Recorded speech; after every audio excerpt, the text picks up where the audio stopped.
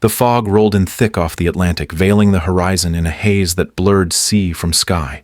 A lone fishing boat drifted near a restricted line, unmarked and unbothered by protocol, its engine barely murmuring. The Coast Guard cutter spotted it 20 minutes after radar, tagged the anomaly, and standard procedure kicked in without hesitation. They approached fast, sharp, and alert, young boots tense with the thrill of enforcement. No radio reply, no flags. Just one weather-worn hull, and a woman standing silent at the helm windbreaker, zipped to her neck, eyes hidden under the brim of a salt-stained cap. She didn't wave, didn't move, just waited. The cutter flanked her portside sirens off, but lights flickering through the mist. An officer stepped aboard, clipboard tight in his grip, and demanded identification. She didn't speak. She opened an old tackle box, pulled out a black leather wallet, and handed it to him. No hesitation, no fear. He flipped it open. His breath caught for a fraction of a second. Then he stepped back, slow, measured. His hand pressed to his earpiece. He spoke 2 clipped words into the mic. Moments later, he turned to his team and ordered them off the boat. No questions, no further checks. The young ones hesitated. He didn't. His voice dropped, and something in it made them move. The cutter reversed quietly into the fog. Evelyn stood still at the helm. She didn't watch them leave. Her hands returned to the netting. Her face didn't change. The ID disappeared back into her pocket like it never left. Part 1. Character Intro. The woman who chose silence. Evelyn Cross lived in the kind of silence that didn't ask for space. Her boat, an aging fiberglass trawler named Second Wind, sat at the edge of the dock like it didn't belong, patched in places with mismatched metal, its paint chipped and faded by salt and years.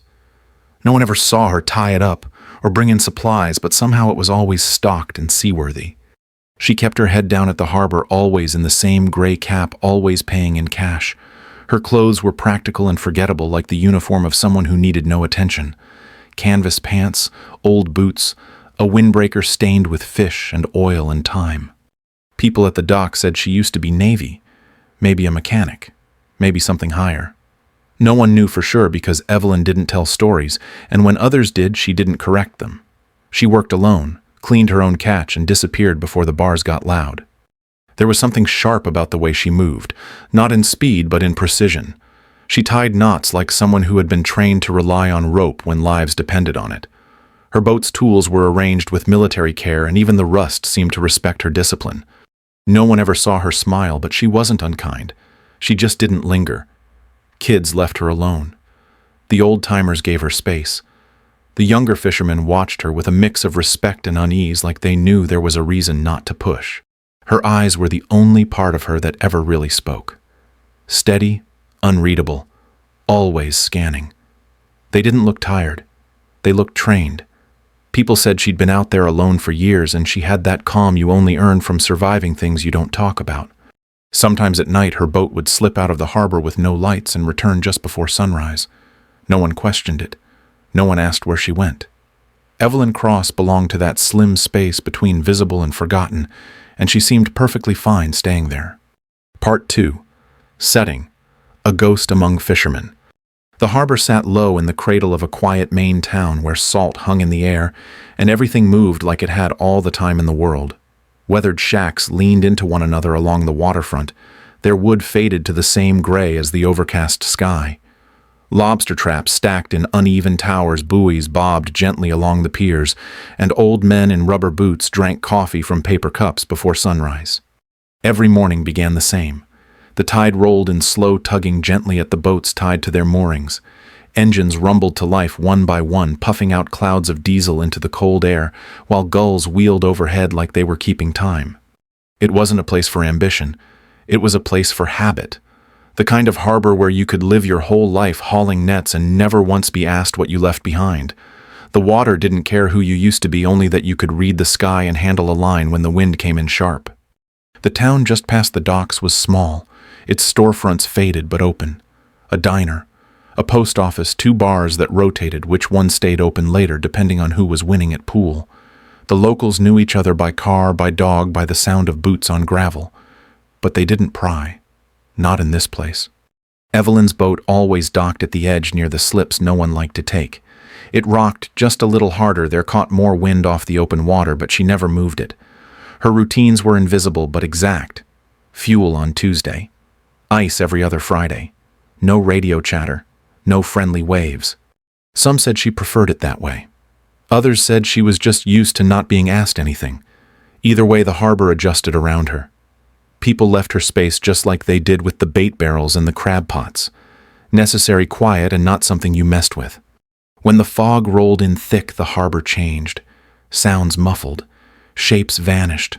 Boats turned into shadows. That was when Evelyn seemed to belong most, standing on her deck like she could see farther than anyone else. Like the fog knew not to touch her. At night the town dimmed into itself. Lights in the windows flickered, the roads emptied, and the wind pushed low across the rooftops. Evelyn's boat would sit there with its cabin light off, barely aglow from the inside, her silhouette steady at the helm. No sound, no movement. To the rest of them she was part of the scenery. Just another scarred vessel with stories no one asked to hear.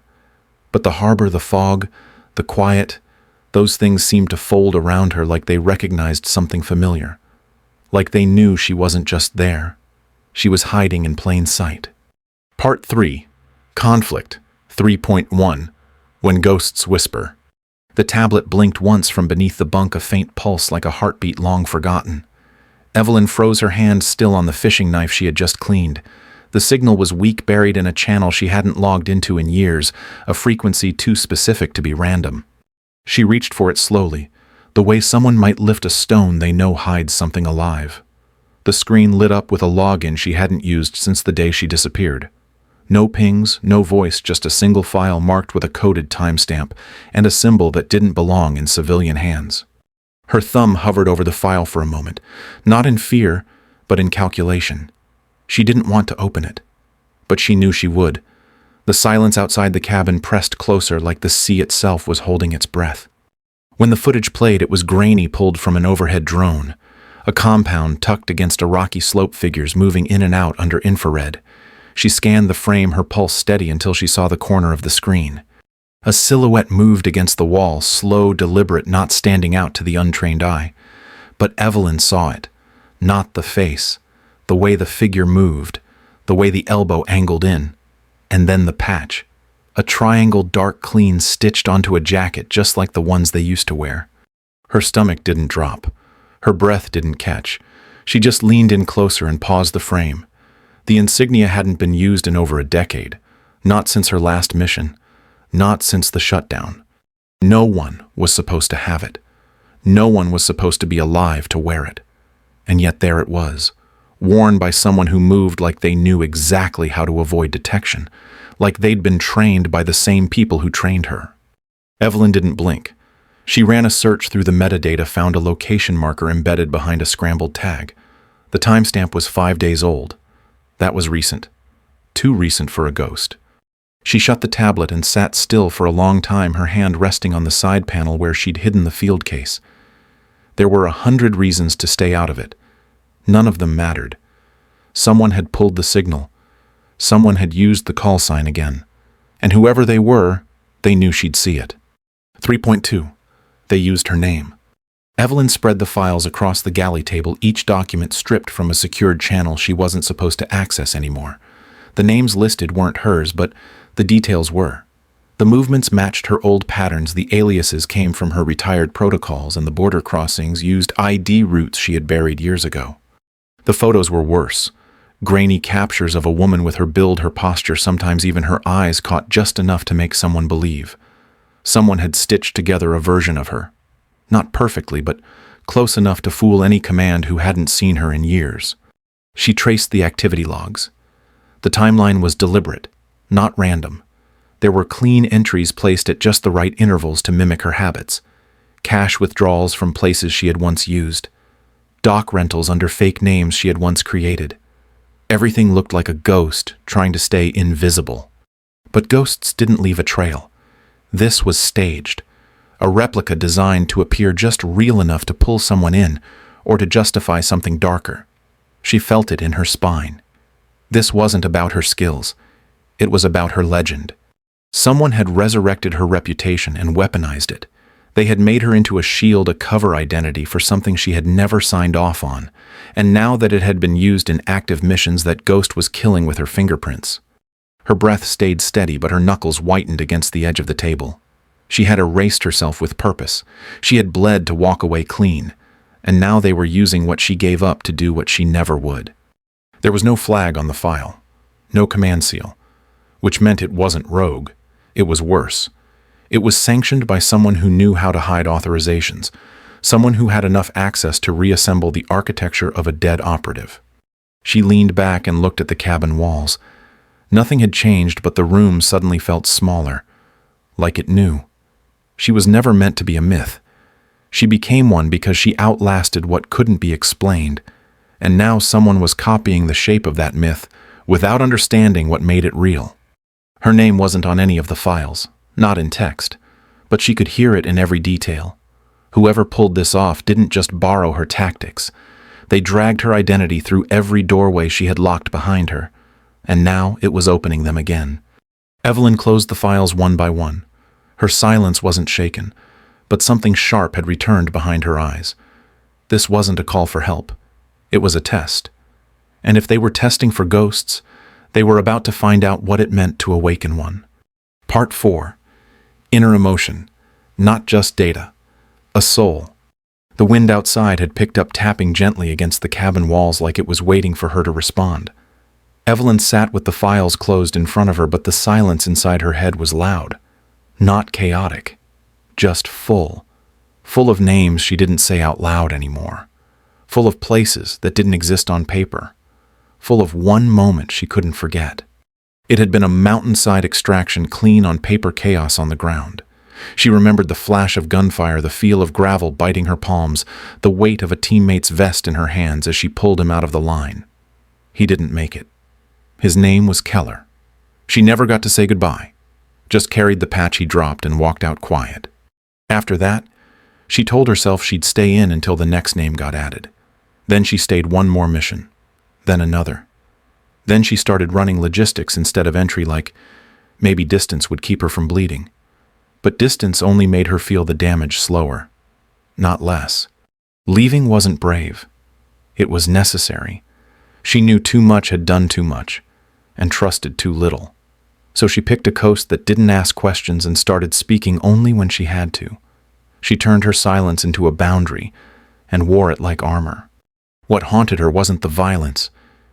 It was the moments before, the split-second decisions where you don't know if you'll regret what you're about to do. The moments where you can't hesitate because people are counting on you, but afterward you wonder if you lost something permanent just to get them home. No machine could replicate that. They could code her movements, simulate her breath rate, mimic her timing. But they would never understand what it felt like to carry someone's last look in your pocket, like a promise you didn't keep. They would never feel the weight of mercy, the cost of restraint, or the cold certainty that sometimes you win by not pulling the trigger. She didn't become good at her job because she was cold. She was good because she cared enough to hesitate, because every move came with a reason. That was the thing the system would never grasp. The real strength didn't come from the mission. It came from the quiet, after, when you had to live with what you chose. Watching the footage again, Evelyn felt something settle. Not rage, not sadness, just truth. The version of her they were copying was efficient, relentless, clean, but it wasn't real. It had no memory of the losses, no sense of when to stop. It wasn't haunted, and if it wasn't haunted, it wasn't her. She reached into the bottom drawer, pulled out a patch wrapped in oilcloth. Not a flag, not a medal. Just a black triangle with faded stitching. Keller had worn it last. She ran her thumb along the edge. This wasn't about revenge. It was about meaning. About telling the world that what they were trying to steal wasn't theirs to own. They could recreate the shape, but not the soul. And if they wanted to test the ghost, they were going to find out what it meant to face the real thing. Evelyn didn't need orders. She didn't need permission. She had already made the choice a long time ago. This just gave her a reason to follow it through. Part 5. Twist 5.1. infiltrating the truth. The compound sat hidden behind a ridge wrapped in camo netting and the hum of false utility buildings. Evelyn crouched low behind a line of wind-torn shrubs, her breath-steady eyes locked on the two rotating guards. Beside her, Asher adjusted the small repeater clamped to his belt, silently pointing to the path between the towers. They moved without words, down the slope over gravel that had been flattened by years of neglect, slipping through a fence gap they had both used before, back when they still wore sanctioned gear. Every second counted, and they timed it clean.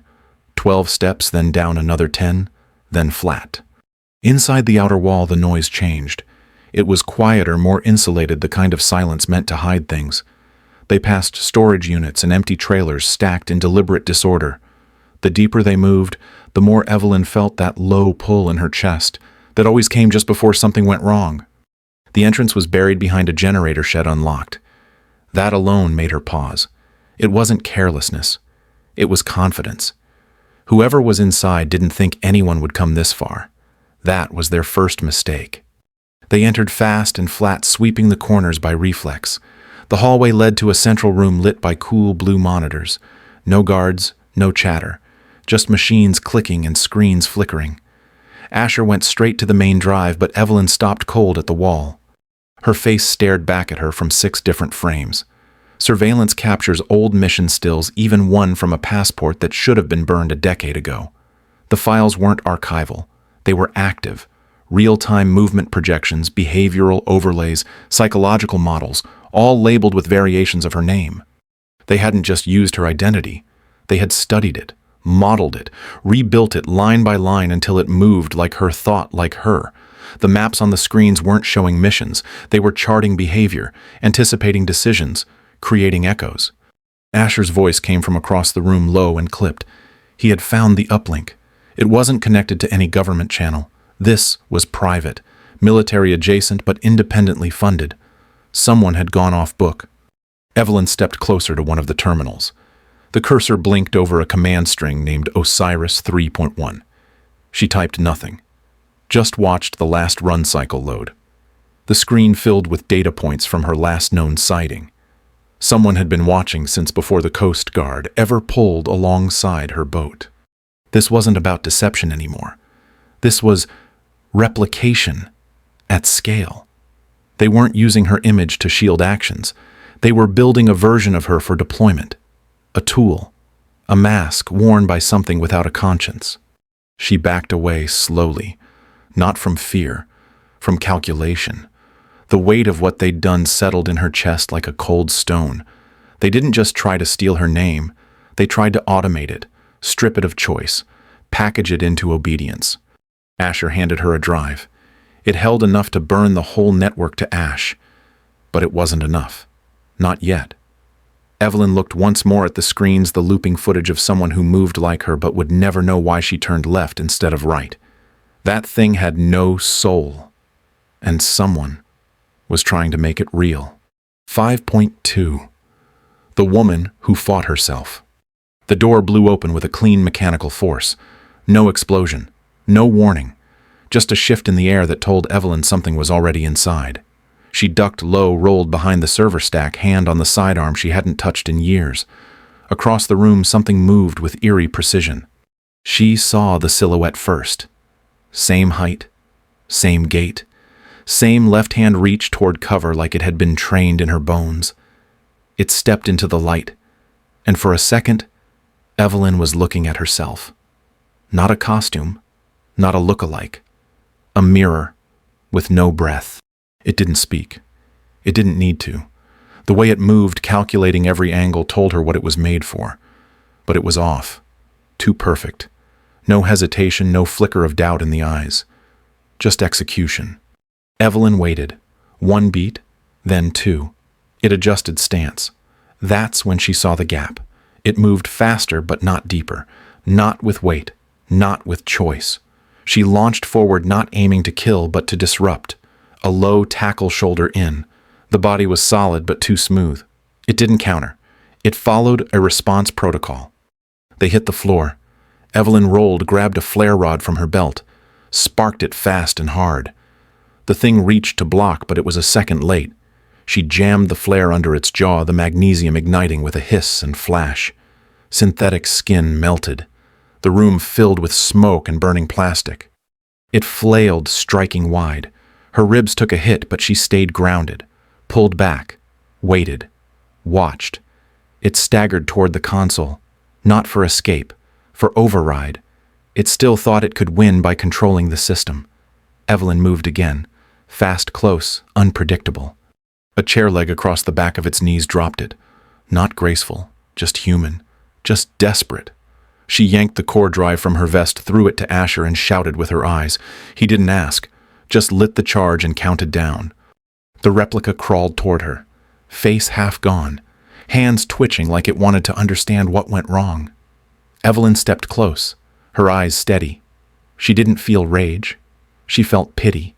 It could copy her voice, her stance, but it would never carry the weight she did. The floor shook with the low thump of the charge igniting. Systems shut down in a wave of dying lights. The thing froze, unable to process without signal. It collapsed, eyes, wide-open lips, still trying to form a command. Evelyn stood over it, heart-pounding, lungs burning. Not from the fight, from the clarity. She wasn't better because she was faster. She wasn't stronger. She was real, and real people choose. Real people break rules. Real people hesitate. That's what machines could never understand. She turned to Asher, gave a single nod. The room behind them burned with static and silence. The ghost they built from her was gone. But the one they couldn't copy had just walked out alive. The relay station was buried deep in the mountains, half forgotten and untouched since before most of the world had moved to digital. Evelyn and Asher climbed the last stretch in silence, boots slipping on loose shale breath rising in thin clouds. The wind here carried nothing human, just stone-old secrets and the hum of something waiting to be shut down. Inside, the air was dry and still. Dust hung like fog under the pale emergency lights. The consoles blinked quietly, analog cores humming with the kind of energy built to last through war, not convenience. Evelyn crossed to the center terminal and placed the seed drive on the reader. It accepted without a sound. A green light blinked once, then again. Final confirmation. She didn't speak. She just watched. The countdown began, not dramatic, not loud. It ticked down like it had all the time in the world. Asher stood back, eyes on the door, shoulders relaxed in a way she hadn't seen since before the desert mission. He didn't ask what came next. He didn't need to. When the core released, it wasn't fire. It was collapse. A digital implosion so clean that even the lights seemed to blink out of memory rather than power. What had lived in those circuits for years vanished in under a minute. No backups, no fail-safes, just gone. They left before the heat faded. No trail, no uplink, just the cold certainty that the system would never build from her code again. Outside, the sky had shifted, no longer dark but not yet light. A space between endings. Asher turned west. He had his own path to bury. He gave her a look that held no words, just respect. Evelyn nodded, then turned east, back to the coast, back to silence. Her boat waited exactly where she left it, tied low in the fog hull, brushing the dock like it knew she'd return. She stepped on board without pause, started the engine, and eased away before the town even stirred. No flags, no questions. By sunrise, she was alone in open water. The sea stretched flat around her, soft gold breaking across the horizon. She sat at the helm, hands steady, gaze far past the reach of any map. Nothing had changed, and yet everything had. There would be no news story, no medals, no file update, just a system now broken because she refused to let it wear her face. The world wouldn't notice the absence of something it never knew existed, but she would. Evelyn leaned back and let the engine idle. The wind touched her cheek like an old friend, and for the first time in years, she let it stay. Her hands were rough, her clothes plain, her boat worn to its bones, but none of it mattered. What she had done would never be written down, but it had weight, not because it was perfect, because it was right. She looked out at the water, calm and open and wide. The sun climbed slow behind her. The day would go on. Boats would leave the harbor. Fish would fill the nets. People would nod to each other over black coffee. And she would pass through it all like a ghost no one needed to see. But somewhere far off in a place that didn't ask for names, the shadow they tried to build from her had gone quiet. And that was enough. They judged her once by the quiet, by the hands, by the boots on her feet. But it was never the silence that made her dangerous. It was the part they could never copy. The part that chose. And maybe that was the only thing that ever really mattered.